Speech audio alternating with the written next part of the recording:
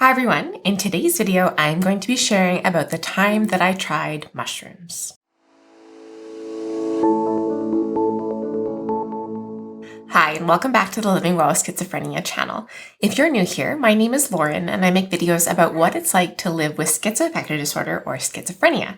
If you would like to see more videos from us, make sure to subscribe to our channel, and also if you would like to help support the creation of videos like this one, make sure to check out our Patreon page. There's a very good chance that videos such as this one are going to be demonetized by YouTube, and so we are basically running off of the donations from our Patreons, which we are so grateful for.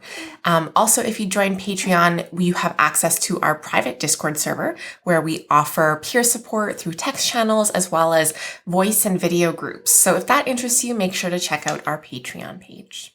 All right, so I just want to start off by sharing a little disclaimer that I tried mushrooms long before we had a baby and before I became pregnant, long before I became pregnant. There were no children around and we did it in a very safe environment. All right, so there has been a recent renaissance of psychedelic science in the last decade or so, with hallucinatory drugs such as LSD or psilocybin being considered in the treatment of depression and post-traumatic stress disorder, or PTSD. This increased consideration of psychedelics has also reignited interest in the similarities of drug-induced experiences with those experienced in psychiatric contexts, such as in people with schizophrenia spectrum illnesses. The effects of hallucinogenic drugs resemble some of the core symptoms of schizophrenia. So one study sought to compare and contrast hallucinations in schizophrenia spectrum illnesses and under psychedelics. The common features that they found were that both experiences included a reduced stability of functional networks. Both experiences also involved a strong metaphysical meaning. Now, the differences found were that psychedelics overengage primary sensory cortices, whereas hallucinations in schizophrenia are mostly related to the overactivation of associative networks. Also, drug-induced psychosis for the most part encompasses more visual hallucinations, often kind of geometric, with higher levels of insight, whereas schizophrenia is primarily characterized by more auditory hallucinations, mostly voices, and poorer insight or understanding of reality. So to give a bit of a brief and kind of oversimplified summary of all that, drug-induced psychosis as well as schizophrenia-induced psychosis has similarities, but they are different. All right, so now I want to get into sharing more about my experience trying it out. So I had read throughout my mental health journey, I had read articles about how mushrooms were being increasingly used to treat depression, or that there was increasing evidence that mushrooms could be used to treat depression. Also, things like post-traumatic stress disorder. And so, that piqued my interest because I was primarily dealing with depressive symptoms when my mental health journey started out. So, that seemed like something I was interested in trying because my depression had been very treatment resistant up to that point. And now that is because I was being treated for the wrong disorder. But anyway, I was interested in trying alternative methods of treatment, such as hallucinogenics. And this kind of interest in trying out these other methods of treatment has, come with me throughout my journey. And it may seem a little weird that I would be interested in trying out a hallucinogenic substance when hallucinations are, a primary symptom of schizoaffective disorder, which I have. But there's a lot of evidence about the therapeutic benefits of these kind of hallucinogenic substances. And so it was something that I wanted to give a try. I hadn't really experimented too much with drugs before this. I had tried marijuana or weed. We did actually a separate video about my experience with marijuana that you can check out a link to in the description below. But basically what happened with that was it wasn't a very good experience. And so I was interested in trying something that might provide a different result. And so Rob and I started talking about trying mushrooms. And so I'm not going to get into details about how we obtained said mushrooms because that is a little bit on the illegal side, but we obtained mushrooms and we decided to give it a try. And the first time we tried it, neither of us experienced really anything. And so we were kind of, hesitant to try it again, but we decided, why not? Let's give it a try again. And the second time we tried it, holy smokes, it was an amazing experience. I'm not even sure how to describe what the experience was like, but everything was just kind of amplified. Colors were more vivid. The world was more beautiful. We went on a walk around our neighborhood outside and it was kind of the most mind-blowing walk I've ever experienced. So the first time we tried it was really, really good. And I would say that, yeah, there were therapeutic benefits to it. It was mind expanding. It was really internally reflective, and it was just a really good overall experience. So we were like, hey, let's do that again. And we tried it again. And so this third time trying it, I started to have a bit of a harder time. It wasn't like the second time that we tried it, where it was amazing and whatnot. I think it actually triggered a bit of psychosis in me. And, the hallucinations and whatnot were a little bit more difficult to manage, and there was more anxiety happening. So, we reflected on this and we're like, well, the first time things happened for it, the second time we tried it, it was really good.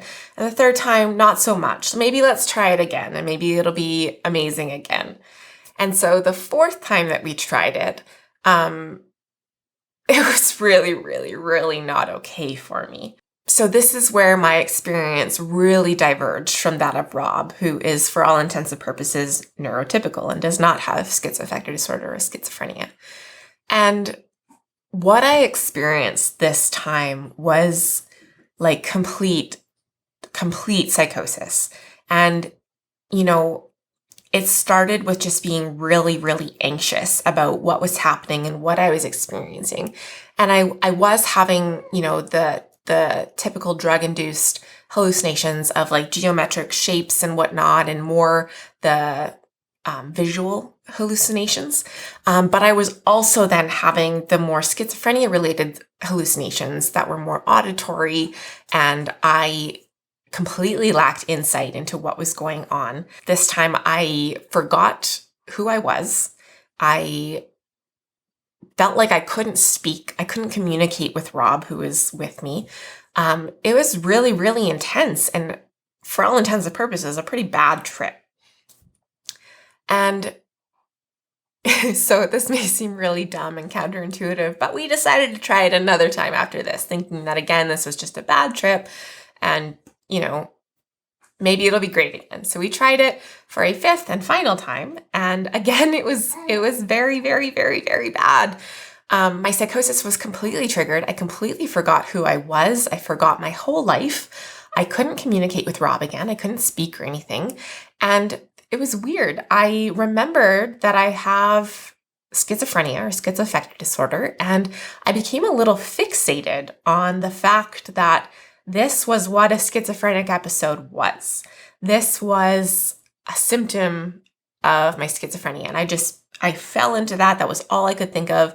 And I had like basically the memory and attention span of a goldfish. So I just kept like bringing this up with Rob, and it was awful, like really, really awful. I never want to be in this state again. It was truly, truly awful. It got to the point where I forgot my name. I couldn't remember what my name was. So Rob wrote it out on a piece of paper on a clipboard and would just hold it up to me every time I forgot. I think it said, "Your name is Lauren. We did mushrooms." And I couldn't wrap my head around that. I would be like, okay, yeah, my name is Lauren, and this is schizophrenia. I kept going back to that, and I really got fixated on that. And it was so mind-tripping and just not a good experience. So, I have a hard time putting into words what this experience was like, but it was very, very hard forgetting who I was and forgetting my life. And it just felt like I had no means of orientating myself in that moment. And, the trip lasted, I don't know, 6 to 8 hours or however long it lasts, about that. And throughout that, like I said, I had the memory of a goldfish, and I would ask Rob something to try to orientate myself, and then I would forget. And he started asking me, "Does it seem like I can read your mind?" And I would be like, yes, it does. Because he would know what I was going to ask, because I kept asking it, because I kept forgetting the answer and asking it again. So he would just give me the answer before I asked it. And then it would seem like he was reading my mind, which was, further initiating the paranoia involved in my psychosis, and further driving home the feeling that this was all a simulation, that everyone was kind of watching me and knew what I was thinking without me really knowing what I was thinking, or without me knowing what was going on. And so, the idea of a simulation was something that I really hung on to. And this went on after the trip ended too. And, I think it was this weird mixture of having drug-induced psychosis, but also that the stress of, a bad trip with a drug-induced psychosis kind of triggering my schizophrenia spectrum psychosis. And so it was this awful conglomeration of psychotic symptoms that culminated in a really terrible experience. And the particularly hard part about this experience was that the psychosis kind of lingered for weeks after. And I was really fixated on, what was real and what wasn't real. And I couldn't really decipher what was real. And so this is where, the poor insight of schizophrenia spectrum illnesses and psychosis comes into play, where I didn't have insight into what I was experiencing, and I was questioning reality, and I was questioning everything. And I thought that we were living in a simulation, and I fell into this for, a few weeks after the last time I tried mushrooms. I understand why people experiment with this, and it was fun in the beginning, but because of my illness, because I have schizoaffective disorder, it became kind of dangerous to be trying out these substances. And so I just kind of want to give a word of caution to anyone with a psychotic disorder that, playing with mind-altering substances is particularly dangerous for us because, we are very susceptible to falling into psychosis, and a lot of these things can trigger psychosis. And so, I've shared my experience with this, and I'm grateful for this experience. It was, mind expansive in some regards, but also I learned more about myself. But it was also really, really terrible and scary and difficult. And so, I just want to share this in an effort to kind of caution people when they're trying out substances, or if they're thinking about trying out substances like this, especially if you have a psychotic disorder. So, we're in kind of a period right now where there is a lot of exploration being done scientifically around the therapeutic benefits of hallucinogenic substances such as magic mushrooms or LSD and that kind of thing. And there is evidence that it is useful in the treatment of disorders such as depression and PTSD. However, there's still a lot of exploration to be done in terms of the therapeutic benefits or methods of treatment of using these substances for other disorders such as schizophrenia. Based on my experiences, I'm going to guess that it's never going to be used in, a large dosing where it can trigger psychosis. But, there may come some benefits in terms of microdosing or things like that. And that is just something that's being explored a lot more in the scientific community right now. All right, so that wraps up me detailing my experience with, experimenting with magic mushrooms. I hope this video was helpful in some way. If you want to see more videos from us, make sure to subscribe to our channel. And just again, if you want to help out with supporting the creation of videos like this, make sure to check out the link to our Patreon page. Thank you so much again for watching. And as always, wishing you and your loved ones good health. We'll see you in the next video. Bye.